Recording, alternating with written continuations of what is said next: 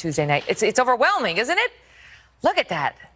Circle of doom above us. It's a little scary looking up there. We've got new data, and we've got new data actually coming in right now on early voting from several key states. First, Florida and Nevada, where there's been an uptick in the number of Hispanics who are turning out to vote early in this election. That is expected to benefit Hillary Clinton. While in North Carolina, turnout for African-American voters is down by almost 70,000 from 2012, which is expected to hurt Donald Trump. Joining me now, Katrina Pearson, Trump campaign national spokesperson, and Crystal Ball, a senior fellow with the New Leaders Council. Great to see you both. Great to see you, Megan. So there's a little bit of good news in there and bad news for both campaigns. And the question is, who benefits more on the net? You know, because if Hillary's trying to assemble the Obama coalition, Katrina, she needs African-American voters. Well, she does. But, you know, even in these early voting numbers, white voters are up, Asian voters are up, and brand new voters are up. And all that does well for Mr. Trump. And Hillary Clinton is struggling with black voters. I mean, she had to bring out Jay-Z and Beyonce, for crying out loud, and still didn't get a crowd bigger than some of these Trump rallies we're seeing today. But I also think that this is, you know, not so organic as the Clinton campaign would like. We do know since 2009, this administration has been using tax dollars to go out there and fund these programs to get illegal aliens registered to vote. We just heard Obama in an interview that was reported on Fox News encouraging illegal aliens to vote, and I think that is contributing to some of those numbers.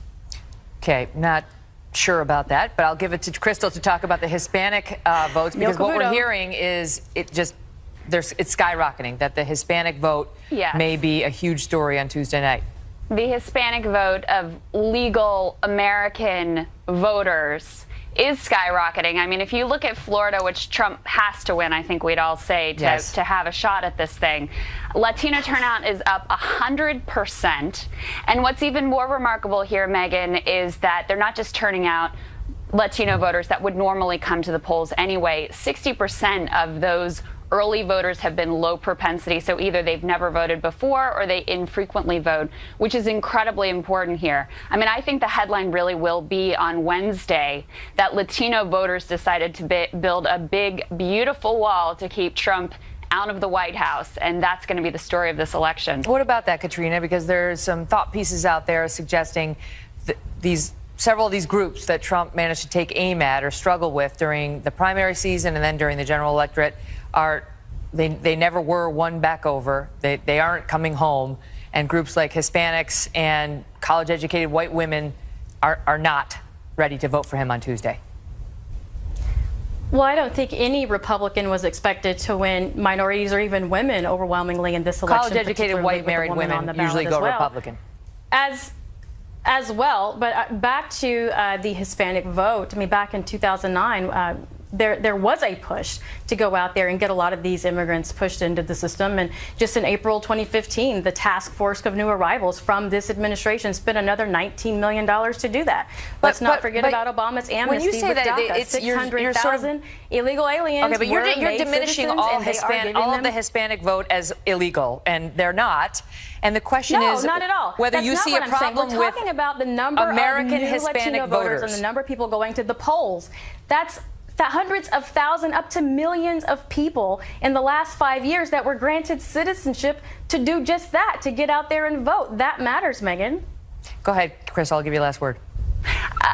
I think it's really sad that rather than trying to appeal to these Americans, the Trump campaign, even in these last days, accuses them of being illegal, not allowed to vote. And even in Nevada, you can see the fear there. That's actually not what I said. With insinuating that, you know, they're being given special favors so that they're able to vote. The reality is that Latinos are coming out of the woodwork to vote for Hillary Clinton because Donald Trump has been horrible in his rhetoric and horrible in his policies. Okay. They're voting for Donald Trump as well. Not all Latinos are voting for Hillary Clinton. They care about jobs and the economy as well. Got to leave it at that. Great to see you both. Up next, Steyerwalt, Tuesday night forecast. Next.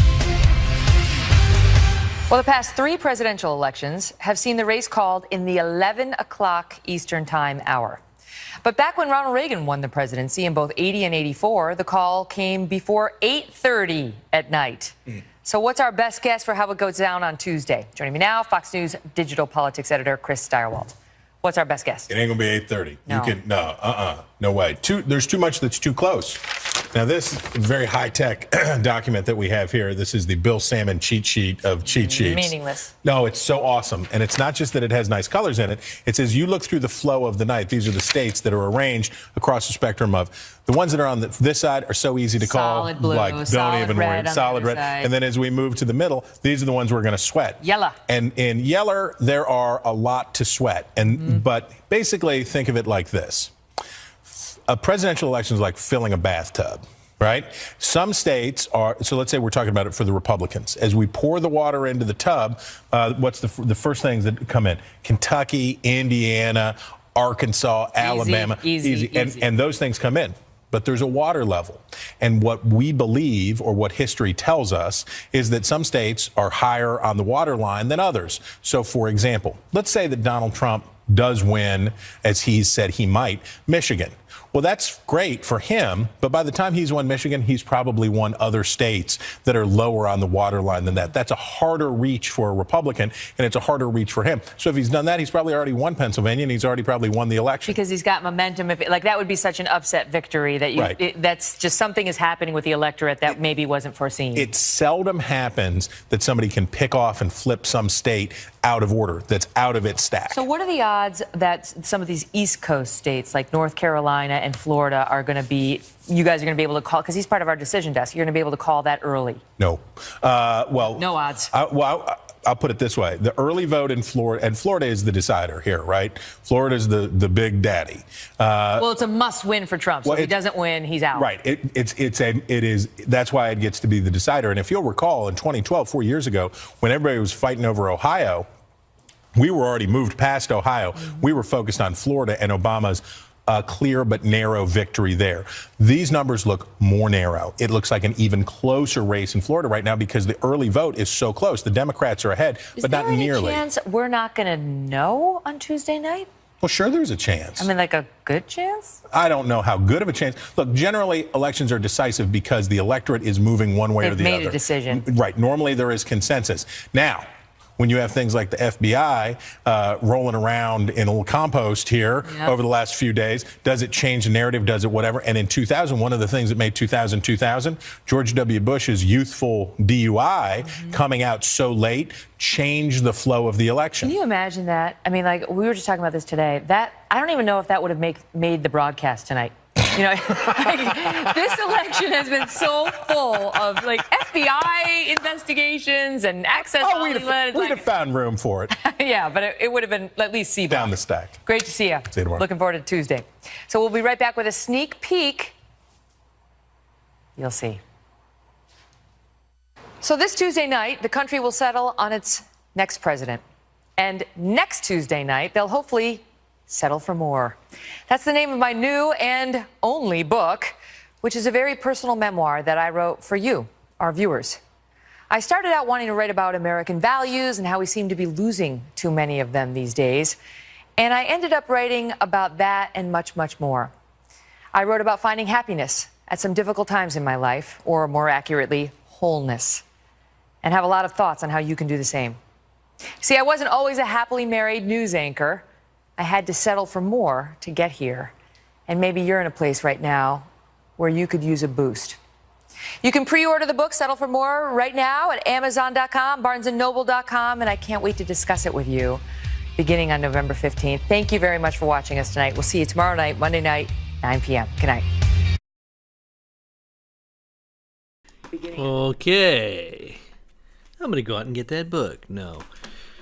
Okay, well, we are going to be signing off for tonight. Please subscribe, hit that like button, and keep us bookmarked. Make sure you do share us on your social networks, and be prepared for a rigorous and a thorough covering of the election in the next day or so here. You guys keep us in your prayers as well. Thank you very much. And Donald Trump and the whole election, because there's a lot hanging on this election. It's not just a hanging Chad. It's not just a pregnant Chad. It's going to be, is this election being rigged, and how are we going to handle it if it doesn't turn out the way we think? Okay, there's a lot hanging on this. election, guys, and they're making it seem like Donald Trump supporters are going to be going crazy and starting a revolution. But I think that what we've seen up until this point has made the public sick. It's just really literally made people sick. I think people are already sick. They still think that Donald Trump has a very good chance, and he may very well just pull it out and, just totally take the election without a shot being fired. But in the sense, you know what I mean, figuratively.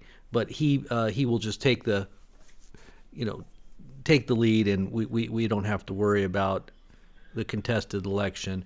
I think if Hillary loses, I don't think she's going to contest it because she's got so much dirt that came out during this election. I don't think she can say anything. There's really nothing that they can say. Everything that happened was because of their, issues, the problems that they created that brought about this investigation and all the other investigations that are still ongoing. In fact, that will carry on into her presidency if she was elected. So do we really want that? I mean, seriously, do we really want that as a country? I mean, didn't we get enough of that with Bill Clinton? For all you guys that are old enough to remember what happened during, Bill Clinton's presidency, I don't think we want that. So hopefully, I pray, Lord God, save our country. Anyways.